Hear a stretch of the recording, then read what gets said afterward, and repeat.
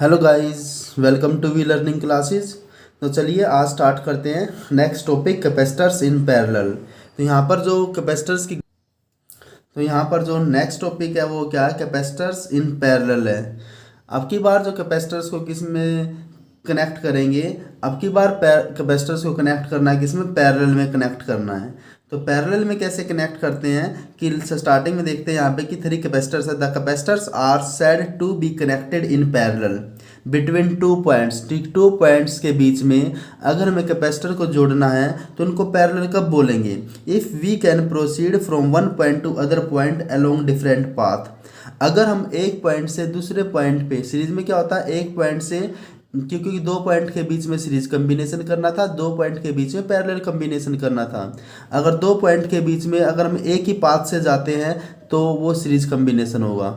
लेकिन अगर हम 2 पॉइंट के बीच में पैरेलल कम्बिनेशन करना है कैपेसिटर्स का, किसके बीच में, 2 पॉइंट्स के बीच में, तो अगर हम उस पॉइंट से, एक पॉइंट से दूसरे पॉइंट पे हर बार कैसे जाते हैं, डिफरेंट पाथ से जाते हैं। एक पॉइंट से दूसरे पॉइंट पे अगर हम कहाँ से कैसे जाते हैं, डिफरेंट पाथ कवर करके जाते हैं, तो उसे हम क्या बोलते हैं, कैपेसिटर्स इन पैरेलल।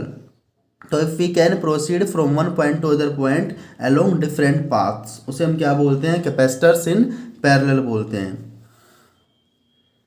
तो यहाँ पर क्या लेंगे, 3 कैपेसिटर्स को किस में कनेक्ट करेंगे, यहाँ पर भी किसको कनेक्ट करना है, 3 कैपेसिटर्स को कनेक्ट करना है, और किस में कनेक्ट करना है, पैरेलल में कनेक्ट करना है। तो सबसे पहले मान लेते हैं यहाँ पर 3 कैपेसिटर्स है। Let us consider 3 capacitors. यहाँ पे कितने कैपेसिटर्स हैं, 3 कैपेसिटर्स है ऑफ कैपेसिटेंस कि 3 कैपेसिटर्स हैं, तीनों की कैपेसिटेंस क्या है, C1 C2 and C3। C1 C2 and C3 are connected in series. उनको किस में कनेक्ट कर रखा है, उनको सीरीज में कनेक्ट कर रखा है with source of potential difference V।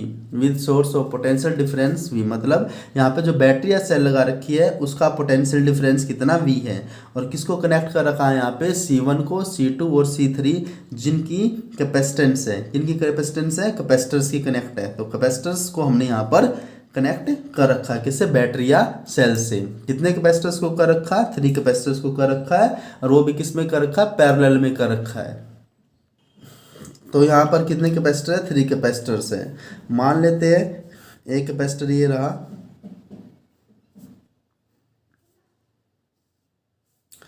एक पे पॉजिटिव चार्ज है, एक प्लेट पे क्या है, नेगेटिव चार्ज है। एक कैपेसिटर ये रहा। अब हम क्या करेंगे, हमने 2 पॉइंट्स के बीच में निकालना है कि 2 पॉइंट्स के बीच में हमने कैपेसिटर्स को कनेक्ट कर रखा है, किसके बीच में, 2 पॉइंट्स के बीच में। एक पॉइंट ये रहा, सेकंड पॉइंट ये रहा। तो अभी बताया था हमने कि पैरेलल में जब भी हम कैपेसिटर्स को कनेक्ट करते हैं तो क्या होगा, इन 2 पॉइंट्स के बीच में हम क्या करेंगे, डिफरेंट पाथ कवर करेंगे। जैसे मान लो एक कैपेसिटर ये रहा, तो क्या करेंगे, सेकेंड एक कैपेसिटर ये रहा यहाँ पर।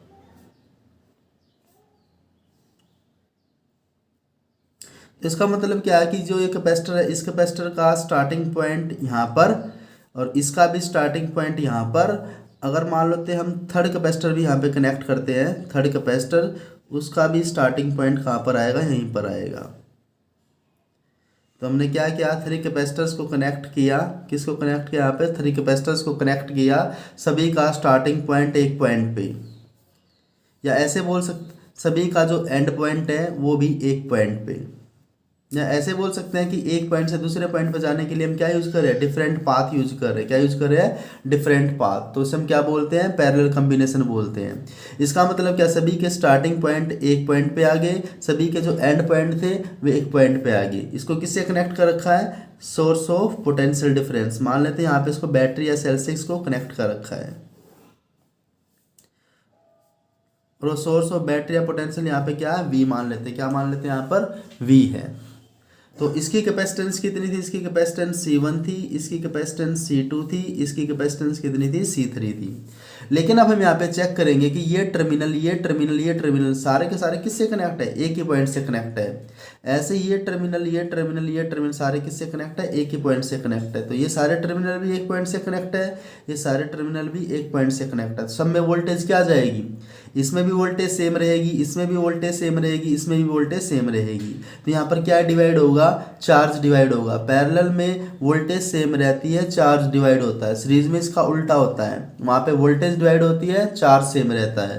तो यहाँ पे चार्ज डिवाइड होगा तो इसके अक्रॉस चार्ज कितना जाएगा, Q1 जाएगा, इसके अक्रॉस चार्ज Q2 जाएगा, इसके अक्रॉस चार्ज कितना जाएगा, Q3। अगर मान लो यहाँ पे टोटल चार्ज कितना फ्लो करता है, Q फ्लो करता है, तो टोटल चार्ज अगर यहाँ पे Q फ्लो करता है तो ये चार्ज किस में डिवाइड हो जाएगा, इस पॉइंट से इसके अंदर, इसके अंदर, इसके अंदर। अगर वापस हम Q1 को, Q2 को और Q3 अगर हम तीनों को ऐड कर देते हैं तो वापस हमारे पास क्या बन जाएगा, Q बन जाएगा, अगर हम तीनों को वापस ऐड कर देते हैं। तो अब देखते हैं यहाँ पे कि in parallel grouping of capacitors की, जो पैरेलल ग्रुपिंग होती है कैपेसिटर्स की, the charge divided across each capacitor. तो पैरेलल ग्रुपिंग में क्या होता है, जो चार्ज होता है वो डिवाइड हो जाता है अक्रॉस ईच कैपेसिटर के अक्रॉस, इसके अक्रॉस, इसके अक्रॉस, इसके अक्रॉस क्या डिवाइड हो जाएगा, यहाँ पर चार्ज डिवाइड हो जाएगा। तो यहाँ पे चार्ज, यहाँ पे चार्ज, यहाँ पे चार्ज क्या हो गया, डिवाइड हो गया। But electric potential difference remain same, लेकिन जो वोल्टेज, जो पोटेंशियल है या वोल्टेज है वो क्या रहेगी, इसके अक्रॉस, इसके अक्रॉस, इसके अक्रॉस, तीनों के अक्रॉस जो पोटेंशियल डिफरेंस या वोल्टेज क्या रहेगी, सेम रहेगी। तो यहाँ पे क्या डिवाइड होता है, यहाँ पे चार्ज डिवाइड होता है। क्या वो किस में डिवाइड हो गया, Q1, Q2 और Q3 में। तो अब हम यहाँ पे क्या निकाल लेते हैं, चार्ज निकाल लेते हैं कि फर्स्ट कैपेसिटर जो चीज़ डिवाइड होगी यहाँ पे डिवाइड क्या हुआ है, चार्ज डिवाइड हुआ है। अब जो डिवाइड हुआ तो हम निकाल लेते हैं कि किसके अक्रॉस कितना आया यहाँ पर। तो फर्स्ट के अक्रॉस कितना चार्ज आया, सेकंड के अक्रॉस कितना आया, थर्ड के अक्रॉस कितना आया। तो यहाँ पे क्या निकाल लेते हैं, charge stored by first capacitor. तो फर्स्ट कैपेसिटर कितना चार्ज स्टोर करेगा, Q1 इज इक्वल टू क्या होता है, Q is equal to CV होता है, Q is equal to CV। तो फर्स्ट के लिए क्या हो जाएगा, Q1 is equal to C1V, क्योंकि यहाँ पे वोल्टेज क्या है, सेम है। वोल्टेज यहाँ पे भी सेम है, यहाँ पे भी सेम है, यहाँ पे भी सेम है, तो वोल्टेज सेम है। तो फर्स्ट के लिए क्या फॉर्मूला हो गया, Q1 is equal to C1V। ऐसे हम क्या निकाल लेते हैं, चार्ज निकाल लेते हैं, charge stored by second charge, second capacitor. तो charge stored by second capacitor, तो सेकंड कैपेसिटर के लिए क्या हो जाएगा, Q2 is equal to C2V। ऐसे ही सिमिलरली थर्ड के लिए क्या हो जाएगा, थर्ड के लिए क्या हो जाएगा, Q3 is equal to C3V। तो हमारे पास Q1 की वैल्यू आ चुकी है, Q2 की वैल्यू आ चुकी है और किसकी वैल्यू आ चुकी है, Q3 की वैल्यू, तीनों की वैल्यू आ चुकी है। फर्स्ट के अक्रॉस कितनी है, सेकंड के अक्रॉस Q2 कितना है, थर्ड के अक्रॉस Q3 कितना है। अगर हम यहाँ पे मान लेते हैं कि इफ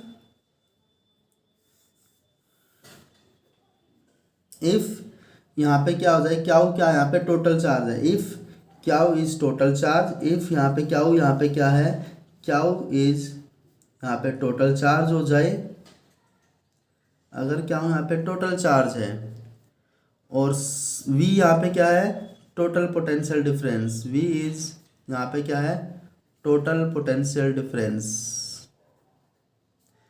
देन CP, तीनों पैरेलल में कनेक्ट है तो मैं यहाँ पे क्या लिख रहा हूँ, CP यहाँ पे है क्या है, इज टोटल कैपेसिटेंस। अगर CP यहाँ पे क्या है, टोटल कैपेसिटेंस है, अगर CP यहाँ पे क्या है, टोटल कैपेसिटेंस है, CP यहाँ पे क्या है, टोटल कैपेसिटेंस। तो यहाँ पे हम क्या कर सकते हैं, टोटल कैपेसिटेंस के लिए फॉर्मूला ले सकते हैं। अगर हमारे पास टोटल चार्ज है, टोटल पोटेंशियल डिफरेंस है, टोटल कैपेसिटेंस है, तो हमारे पास टोटल चार्ज जो डिवाइड हुआ था Q1 Q2 Q3, तो उसके लिए जो टोटल फॉर्मूला क्या आ जाएगा, Q is equal to CV। तो उसके टोटल कैपेसिटेंस यहाँ पे CP है, पोटेंशियल यहाँ पे क्या है, V है। अब हमें यहाँ पे क्या करना है, टोटल बताना है कि टोटल चार्ज डिवाइड हुआ था, यहाँ पे क्या डिवाइड हुआ था, Q डिवाइड हुआ था, यहाँ पे क्या डिवाइड हुआ था, Q डिवाइड हुआ था। Q is equal to Q1 plus Q2 plus Q3। तो अब हम यहाँ पे क्या करेंगे, इन सभी की वैल्यू पुट करेंगे यहाँ पर। तो जब हम इनकी वैल्यू पुट करेंगे तो यहाँ पे Q की वैल्यू क्या आएगी, Q की वैल्यू यहाँ पे CPV है, इज इक्वल टू Q1 की वैल्यू यहाँ पे क्या है, C1V है, तो Q1 की वैल्यू हमने पुट किया यहाँ पे C1V, प्लस Q2 की वैल्यू यहाँ पे क्या है, C2V। ऐसे ही Q3 की वैल्यू यहाँ पे क्या है, C3V। तो यहाँ पे क्या आ जाएगा, सब में V कॉमन आ जाएगा, तो यहाँ पे CP इज इक्वल टू क्या आ जाएगा, यहाँ पे V ये रहा इज इक्वल टू, यहाँ पे V कॉमन आ जाएगा, C1 plus C2 plus C3। V से यहाँ पे V कैंसिल हो जाएगा, V से V कैंसिल हो जाएगा यहाँ पर। तो यहाँ पर क्या बचेगा, यहाँ पर बचेगा CP is equal to C1 plus C2 plus C3। तो इसका मतलब पैरेलल में जो कैपेसिटेंस की वैल्यू होती है, पैरेलल में जो कैपेसिटेंस की वैल्यू होती है वो हमेशा डायरेक्ट ऐड होती है, वो हमेशा यहाँ पे क्या होगी, डायरेक्ट ऐड होगी, बिल्कुल सीधी ऐड होती है, C1 plus C2 plus C3। और यहाँ पे क्या होता है, अगर हमें n कैपेसिटर्स के लिए निकालना है, यहाँ पे किसके लिए निकालना है, n कैपेसिटर्स के लिए, तो यहाँ पर जो n कैपेसिटर्स के लिए क्या हो जाएगी, 4 n कैपेसिटर्स, n कैपेसिटर्स के लिए क्या हो जाएगी, हम यहाँ पे Cp को क्या लिखेंगे, Cp इज इक्वल टू, यहाँ पे क्या लगा देंगे n के लिए सिग्मा, i की वैल्यू 1 से लेकर n तक, सारे डायरेक्ट में है तो यहाँ पे C लिखेंगे, साथ में क्या लगा देंगे इसके पैर में i, तो हमारे पास पैरेलल में आ जाएगी। अगर हम कैपेसिटर्स को किस में जोड़ते हैं, n कैपेसिटर्स को किस में जोड़ते हैं, पैरेलल में जोड़ते हैं, तो उसके लिए क्या आ जाएगा, Cp is equal to sigma i की वैल्यू 1 से लेकर n तक, और सारे डायरेक्ट थे तो C1 C2 C3 क्या यहाँ पे Ci आ जाएगा। अगर हम यहाँ पे 1 पुट करते हैं तो C1 आ जाएगा, फिर सिग्मा की वजह से बीच में प्लस आ जाएगा, फिर i की वैल्यू 2 होगी तो यहाँ पे C2 बन जाएगा, फिर i की वैल्यू यहाँ पे 3 होगी तो प्लस C3 बन जाएगा। सिग्मा क्या करता रहेगा, बीच में प्लस लाता रहेगा, और i क्या करेगा, यहाँ पे 1 2 वैल्यू को चेंज करता रहेगा i से लेकर 1 तक। उसके बाद जो इसका लास्ट पॉइंट है, यहाँ पे जो टोटल कैपेसिटेंस होती है, यहाँ पे तीनों को ऐड करने के बाद, जैसे मान लेते हैं यहाँ पे इसकी वैल्यू 2 है, इसकी 3 है, इसकी 4 है, तो 2 + 3 + 4 तो कितना होगा, 9 हो जाएगा। इसकी 2 थी, इसकी 3 थी, इसकी 4 थी, तो कितना आ गया, 9। इसका मतलब यहाँ पे जो टोटल कैपेसिटेंस होती है वो हर एक कैपेसिटेंस की वैल्यू से ज़्यादा होती है। इसकी 2 थी, इसकी 3 थी, इसकी 4 थी, तो टोटल कितनी आई, 9। तो जो यहाँ पे 9 आई है वो 2 से भी ज़्यादा है, 3 से भी ज़्यादा है, 4 से भी ज़्यादा है। इसका मतलब यहाँ पे क्या होता है कि जो टोटल कैपेसिटेंस की वैल्यू होती है वह इंडिविजुअल कैपेसिटेंस की वैल्यू से हमेशा क्या होती है, ज़्यादा होती है। तो ये था यहाँ पर कैपेसिटर्स इन पैरेलल कॉम्बिनेशन। तो मिलते हैं स्टूडेंट्स नेक्स्ट वीडियो में, तब तक बने रहिए विद वी लर्निंग क्लासेस।